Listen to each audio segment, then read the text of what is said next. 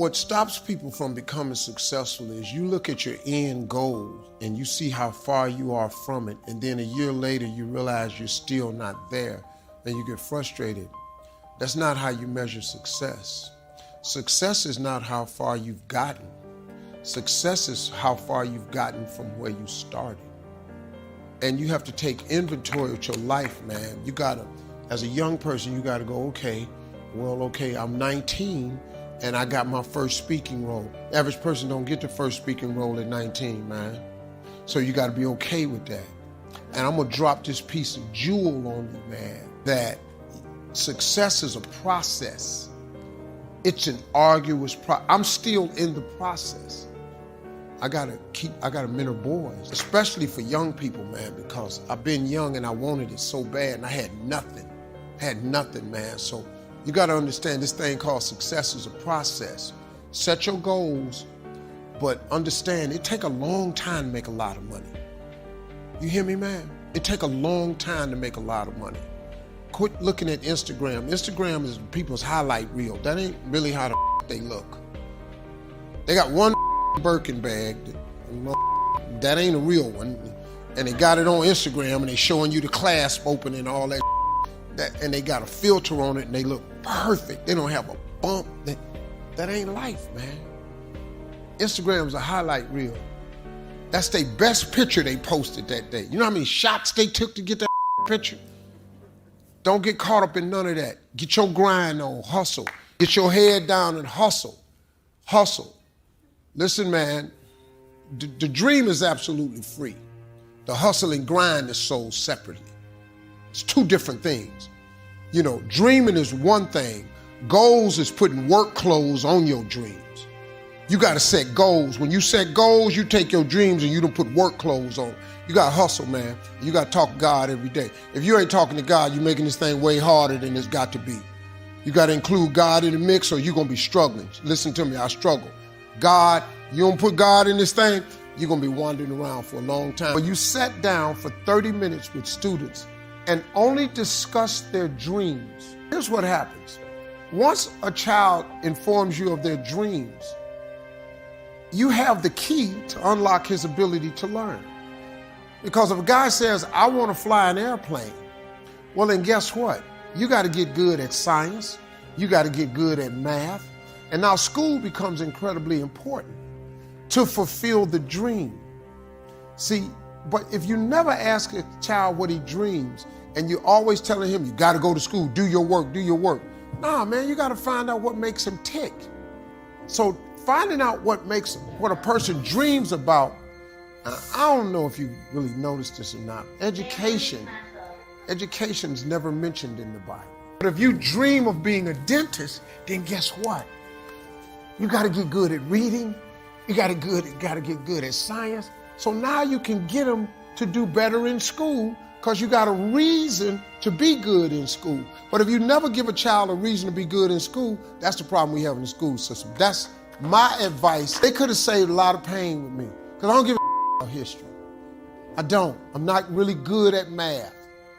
I'm good at addition, subtraction, and multiplication. I know how many days I come to work.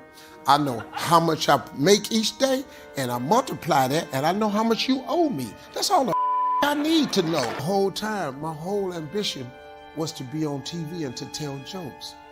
So why you feeding me this physics? It could have saved me some trouble. Stuttering is not a physical ailment. It's purely mental. And it is only because it starts with the nervousness, and then after that, it's anticipation. When you stutter, and people know you stutter, when they talk to you like this. So, how are you today? And you see that, and it locks you up, because you know they waiting on you to start this, I'm doing fine, and it locks you up. The way you, is the person here that stutters? Here's the deal, man. First of all, you start, okay, let me ask you a question. When you read, do you stutter? No, I know you don't. When you read, you don't stutter. When you talk to yourself, do you stutter? No. It's only when you talk externally to other people. That's the whole key.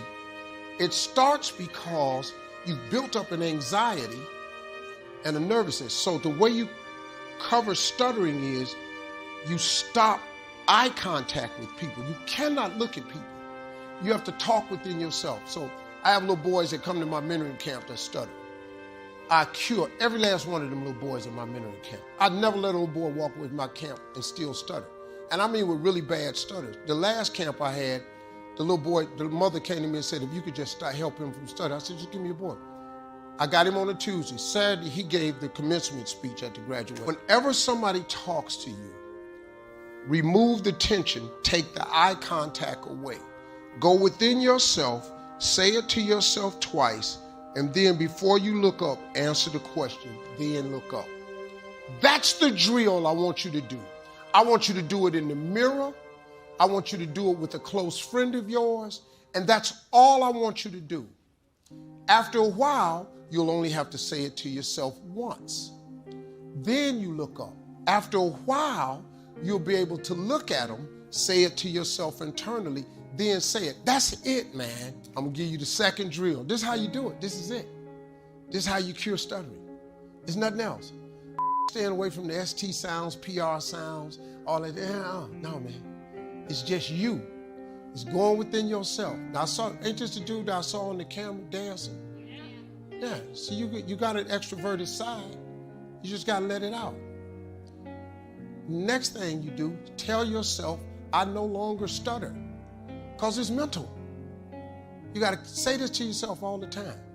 And act like you're reading all your thoughts, because you don't stutter when you read and you don't stutter when you talk to yourself. So you got to get in that mirror and talk to yourself constantly, practice.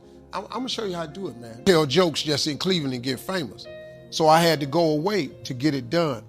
But I think I understand you can love your family and love your gift. And you shouldn't have to pick between the two, because guilt is the most useless emotion in the world. Guilt serves the purpose of no one except the person who's trying to apply it for manipulative purposes. Every time I've ever been guilty is because somebody, oh, you just done forgot us. Oh, so now you think you all that. No, I don't think. No, see what happened is you think that I'm all this, and you think I now think I'm this, when I'm really the same dude. One thing I learned about money doesn't change people.